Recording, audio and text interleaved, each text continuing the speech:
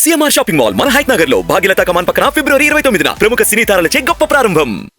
రోజా diamond రాణి ఆమె గురించి ఏం మాట్లాడతాం? ఆమెకు సీట్ వస్తుందో రాదో డౌట్. రోజా రేవంత్ రెడ్డి యాక్సిడెంటల్ సీఎం కాదు. ఆమె ఎవరి దగ్గర పనిచేస్తుంది? ఆయన యాక్సిడెంట్ సీఎం. రేవంత్ రెడ్డి గారు ఫైటర్ రేవంత్ రెడ్డి గారు ఫైటర్, పోరాడిన యోధుడు. భారతదేశంలో ఇట్లాంటి యోధులు చాలా తక్కువ మంది ఉంటారు. ఈయన యోధుడు. ఈయన పోరాడి కష్టపడి తనేందో నిరూపించుకొని ముఖ్యమంత్రి పదవి తెచ్చుకున్నాడు. యాక్సిడెంటల్ సీఎం అయితే నాన్నగారు చనిపోతేనో, నాన్నగారు వారసత్వం వస్తేనో, ఇంకోటి వస్తేనో, నీలాగా పులుసు వండి పెడితేనే వస్తుంది. నువ్వు పులుసు వండి పెట్టావు కాబట్టి నువ్వు పులుసు పాపవు. నువ్వు వదిలే. నువ్వు రేపో మాపో మాజీ అవుతావు. ఆ మాజీ ఈ మాజీ కలిసి పెట్టి ఇక్కడ వచ్చి జబర్దస్త్ ప్రోగ్రామ్ చేసుకుంటూ పగల జబర్దస్త్ షూటింగ్, నైట్ పూట ఏమో మాజీలు కలిసి తాజాగా కేజీలు తెచ్చుకొని పులుసు వండుకొని పెట్టుకోను. అంతేగాని మా ముఖ్యమంత్రి అనే స్థాయి నీది కాదమ్మా తల్లి. నువ్వు ఈ స్థాయి కాదు. నువ్వు ఐటెం రానివి. నువ్వు ఐటెంలానే ఉండు. ఎందుకు? మేము పాల్గొట్టిన మేడిగేట్ ఎట్లా చూసుకోవడానిక, మేము దోసుకున్న మేడిగేట్ ఎట్లా ఉందో చూసుకోవడానిక, మేము బీటీలు బారిపోయిన మేడిగడ్డను చూసుకోవడానిక, అన్యాయం చేసిన కాళేశ్వరం చూసుకోవడానిక, అక్రమాలు చేసిన కాళేశ్వరంలో ఏమేమి తప్పులు ఎట్లా వస్తాయో దీనికి ఎట్లా ఆన్సర్ ఇవ్వాలని వాళ్ళ ఎమ్మెల్యేలని వాళ్ళందరినీ తీసుకొని చూపించడానిక. పగిలిపోయింది కదా, పగిలిపోయిందా? మేము పగలగొట్టామా?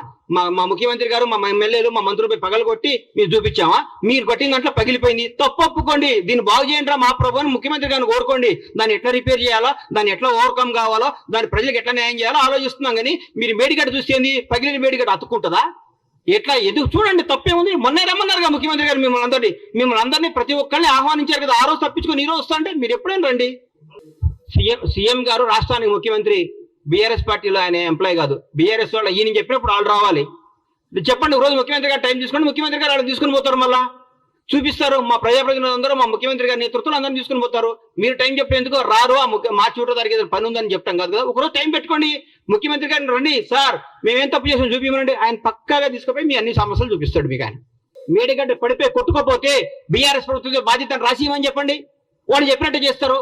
రేపొద్దున లక్షల కోట్ల జనం, వేల మంది ప్రాణాలు, కొన్ని కోట్ల ఆస్తులు రెస్పాన్సిబిలిటీ ఎవరు? రాజ్యాంగం. ఎవరు రెస్పాన్సిబిలిటీ? ప్రభుత్వ రెస్పాన్సిబిలిటీ. ఏది మంచో ఏది న్యాయమో అది చూస్తారు. మొత్తం పనికి రానప్పుడు తీసేకి ఏం చేస్తాం సార్?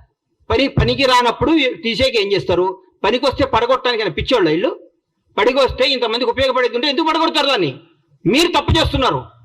మీరు 3 పిల్లర్లు వస్తే, మనిషిలో 3 పిల్లర్లు వస్తే దాని రేపు 3 పిల్లలు 30 పిల్లర్లు కాకుండా దీన్ని అరికట్టాలి. లేకుంటే 3 పిల్లలు రిపేర్ అయితే కథ ఉందని బాగొద్దున్నాళ్ళు రాసిమనండి. ఈ మేడిగడ్డ, ఈ కాళేశ్వరం వల్ల ఏ నష్టం వచ్చినా, ఏ విపత్తు వచ్చినా ఏదైనా బాధ్యత మాది అని రాసిమనండి.